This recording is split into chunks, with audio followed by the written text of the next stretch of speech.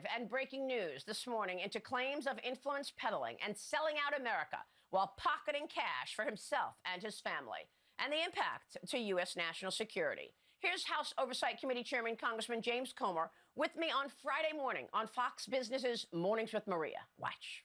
Based on the fact that 9 different Biden family members have been receiving payments from a web of LLCs that are receiving payments from our adversaries around the world, this fits a pattern of questionable behavior that the Biden family members have been doing to receive funds. So we take this whistleblower claim very seriously.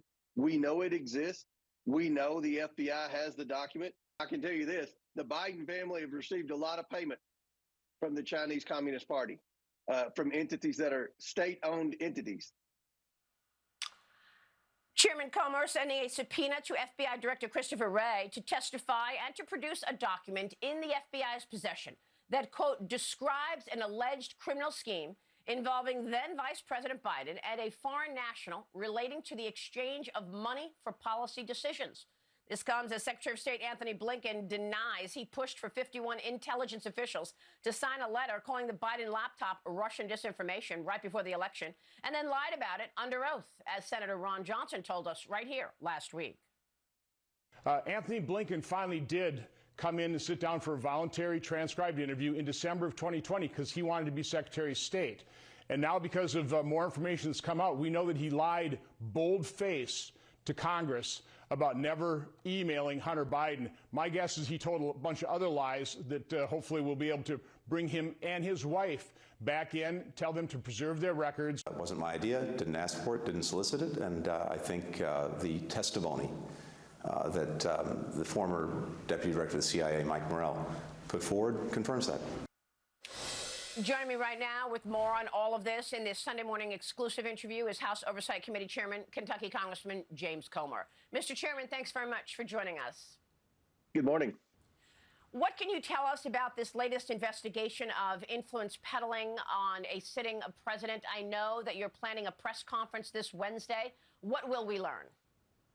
Well, Senator Grassley and I received a tip on a whistleblower. Senator Grassley was the lead in this. We reviewed documents from the legally protected whistleblower, highly credible whistleblower that would implicate Joe Biden in a pay-for-play scheme, in trying to set up a deal to receive funds to he and his family in exchange for foreign policy decisions. Now, that fits a pattern, Maria, of what we've seen with these bank records.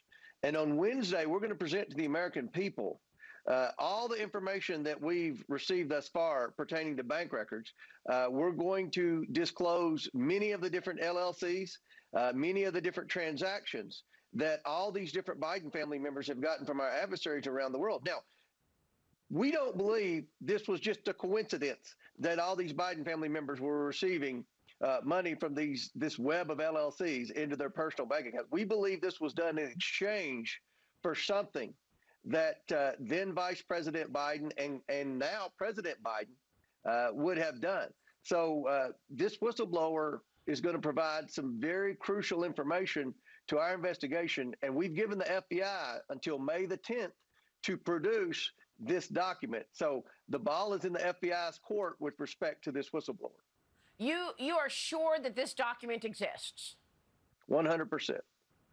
What if they don't release the document by May 10th? What if they decide to indict Hunter Biden for having a gun illegally before your press conference?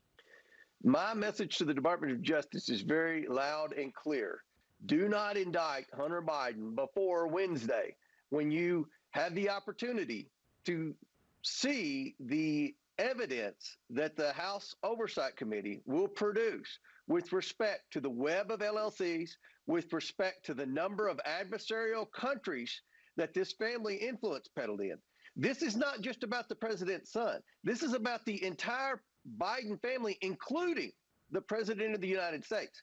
So we believe there are a whole lot of accounts that the IRS and the DOJ don't know about, because we don't believe they've done a whole lot of digging in this. And we have. We've spent the past 100 days pouring over bank documents. I've used subpoena power to get these bank documents. We've been meeting with former associates of the Bidens in their different influence peddling schemes. We've been meeting with whistleblowers. We know exactly what this family was doing. And by all accounts from the media reports that we're getting, what they're looking at charging Hunter Biden on is a slap on the wrist. It's a drop in the bucket.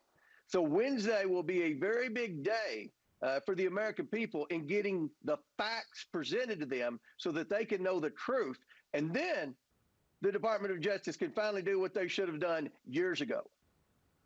What?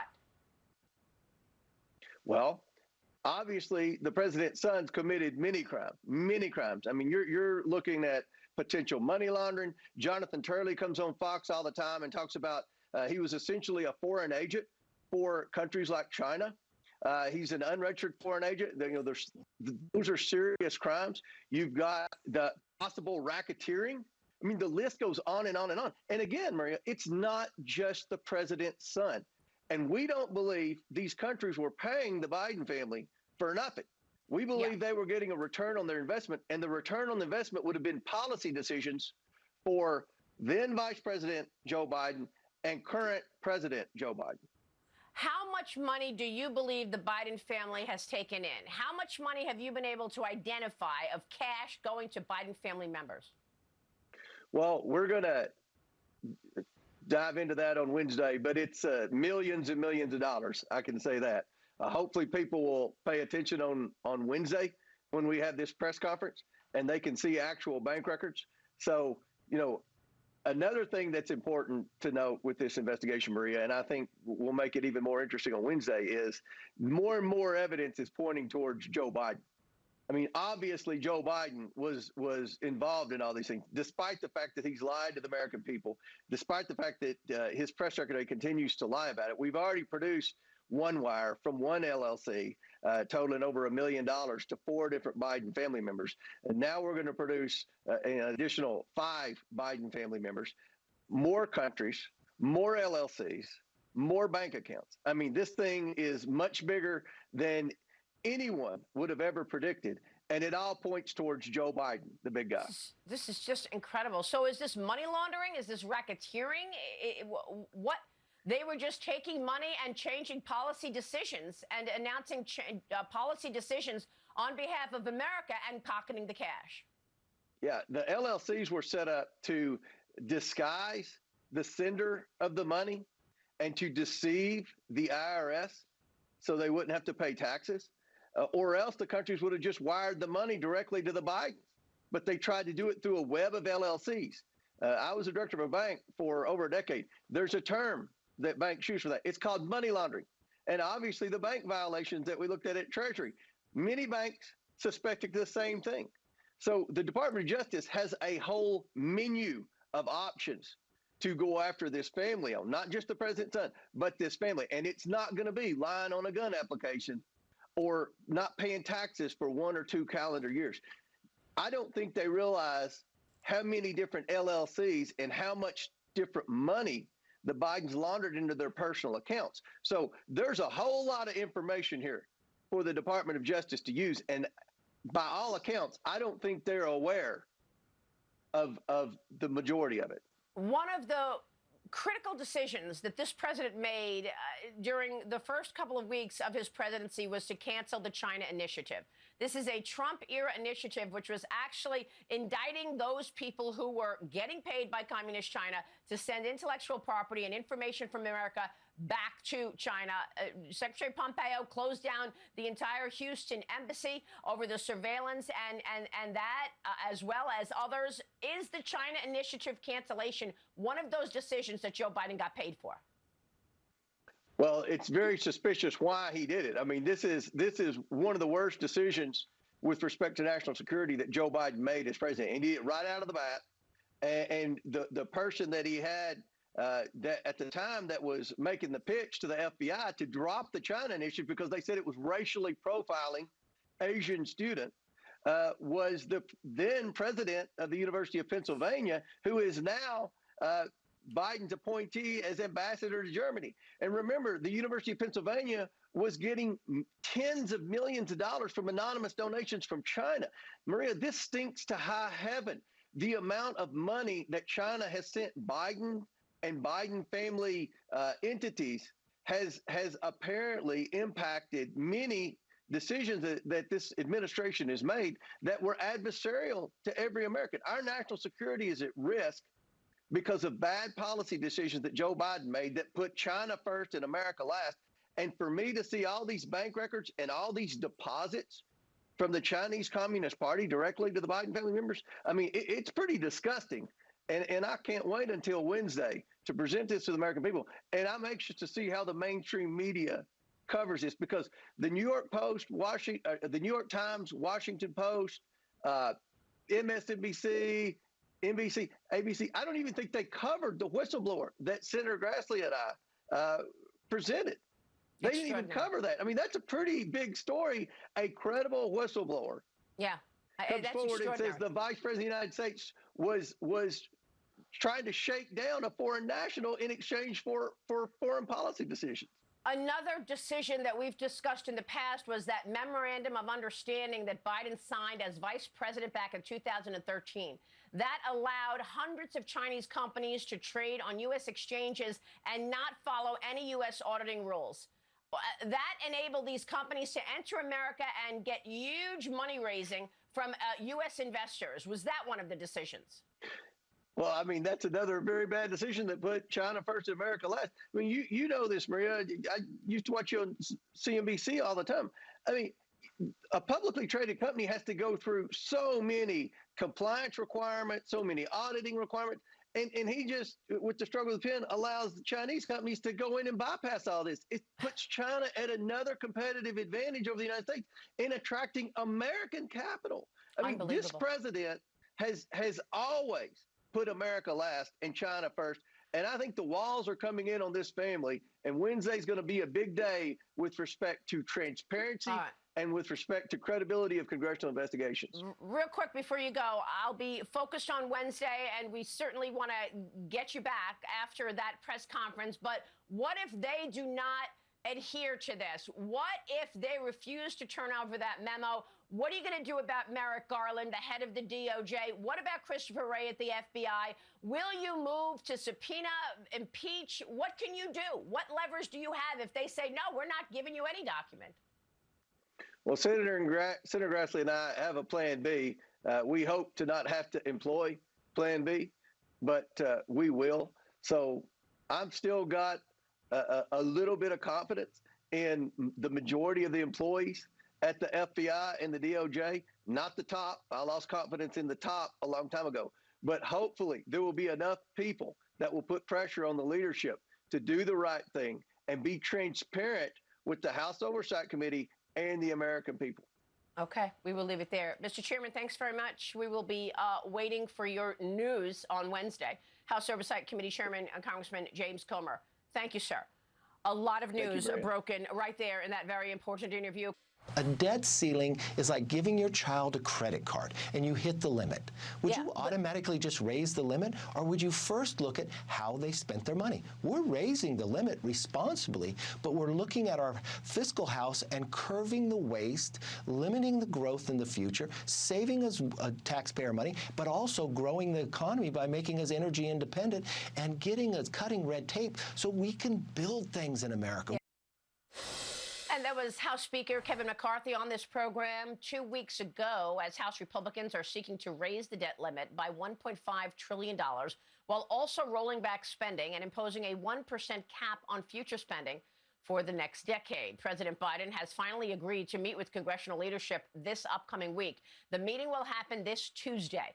But the president has said any call to cut spending is a non-starter. Treasury Secretary Janet Yellen told Congress last week that the federal government will run out of money anytime after June 1st. And without raising the debt limit, the U.S. could default on its debt obligations. Joining me right now with his take and what's at stake is former White House senior advisor and the president of America First Legal, Stephen Miller, is here. Stephen, good to see you. Your reaction to this upcoming meeting Mike Lee has been working morning, noon, and night to try to rally up senators, Republican senators. He's going to join us coming up after you to discuss his work on this. How do you see this playing out?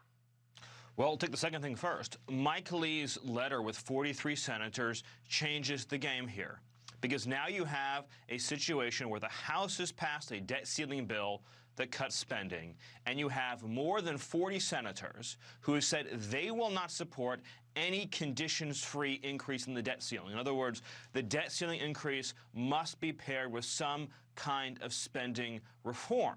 That means there is no unconditional, no strings attached debt ceiling increase that can pass either chamber.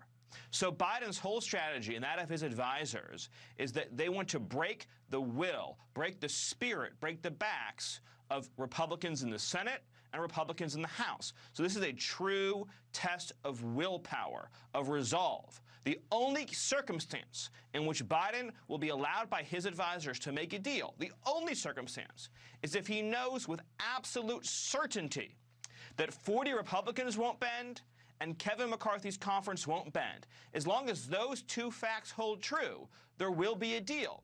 But if the White House believes they can get past the deadline and that several Republicans, either in that group of 43 that Mike Lee has or the 218 that McCarthy has, buckle and join the Democrats and they get a deal, then there will be no negotiation if Biden thinks that can happen. So this is all about who is going to hang tough.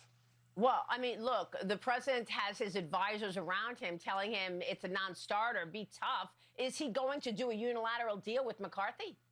No, his advisors obviously are not going to let Biden do a unilateral anything. My personal advice would be, if you're meeting with Biden, is I would open the meeting by saying, I want every single staffer out of this room.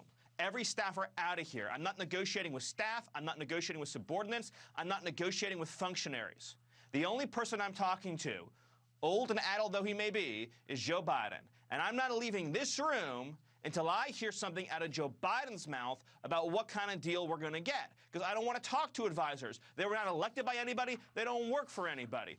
They don't have any purpose in that room other than obstructing a deal from being made. And if it means that we're going to have to go past this limit, then Kevin McCarthy is going to be clear, and I know that Mike Lee and the Senate Republicans are going to be clear in saying that that is Biden's fault alone because he would not negotiate.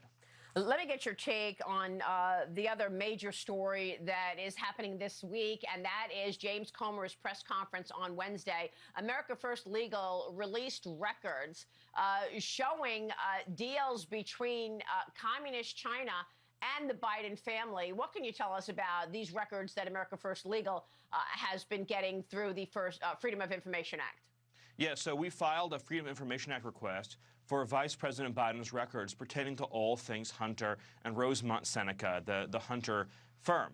And we've now received, since we filed that FOIA and since we filed a lawsuit to compel document production, we've now received 3 tranches of emails that have been stunning, whether it's been showing the Vice President's use of personal email, which is, of course, forbidden, but also showing extensive, continuous collaboration and communication between the Vice President's government office and Hunter Biden and his advisors. You cannot tell where Hunter Biden's consulting firm ends and where Joe Biden's office begins. They communicated and coordinated on press statements, on official foreign travel and foreign visits. You had Hunter Biden meeting with and talking with Tony Blinken before major foreign trips abroad. And you have to ask yourselves, what were they talking about? What were they discussing? What is Hunter Biden discussing? And that's something that's going to have to be determined if the House is able to get these individuals under oath in a deposition to ask those questions. But clearly, these conversations were not about the weather. They were not about childcare. They were not about vacation plans. This is about enriching the Biden family using the power of the state. Well, there were certain memos that were shielded from you because they said, the government said that they were about government business. So how ironic. Yes. I mean, how could it be about government business if it's about Hunter Biden's business? That's exactly right. So one of the documents that we got back specifically said, we cannot, it's all blacked out, we cannot give you any of the material in these emails because these Hunter Biden discussions pertain to the official business of government and advice and counsel provided by the president or the vice president and his advisors at the highest levels of government. This is official activity. We can't share it. That shield is an admission that what they are doing is using the Biden business to conduct foreign affairs. That is a complete betrayal of the American people. And you combine that with the shocking revelations that James Comer has put forward about the web of LLCs that has apparently been used to get around U.S. tax law, hello IRS, and that has been used quite clearly to enrich the Biden family, 10% for the big guy. You combine the money-making scheme with what we have uncovered in these emails, and you can read them all yourself at aflegal.org. We've put them all out there. And what you may have is the single biggest foreign corruption scandal in American history that now reaches all the way to the Oval Office. What if the DOJ does not comply? I mean, he's doing this press conference on Wednesday. What if they indict Hunter Biden on Tuesday and then everything is frozen, off limits? Comer said then we'll go to Plan B. What is Plan B, do you think? Well, real quick, first of all, there's a very real chance that Hunter Biden will be indicted on very low-level, insignificant charges as a distraction play, both to shield Hunter and to also, more importantly, to shield Joe Biden from accountability. Don't put that past DOJ. As to the second point, they're going to have to, in my view, pursue impeachment against the Attorney General of the United States if he does not fully cooperate and comply. And the context of that impeachment will give you enormous powers to bring people in for depositions and to compel discovery. And the courts will give the House enormous discretion to compel discovery and document production in the context of an impeachment. That would be a very effective and powerful tool. Real quick before you go, the border is the other crisis that is playing out this week. Title 42 going away on Thursday. How do you see it playing out? Well, we are already seeing, and my sources are telling me, that we are approaching and beginning to approach 10,000 apprehensions a day, plus in just a week, almost 20,000 gotaways. These are apocalyptic levels. And I'll just say there's one way you could potentially address both, which is that Kevin could go, or Senate Republicans could go to Biden, and they could say, if you want a short-term, say 12-week extension in the debt ceiling, so we can continue negotiating, 12 weeks only, fully resume Title 42, we'll keep negotiating. That's a potential option that you could head off both crises that we are now barreling towards at light speed. Okay, we'll talk with Monica De La Cruz about this coming up. But Stephen, good to see you. Thanks very much. Thank you From so the much. White House senior advisor, Stephen Miller.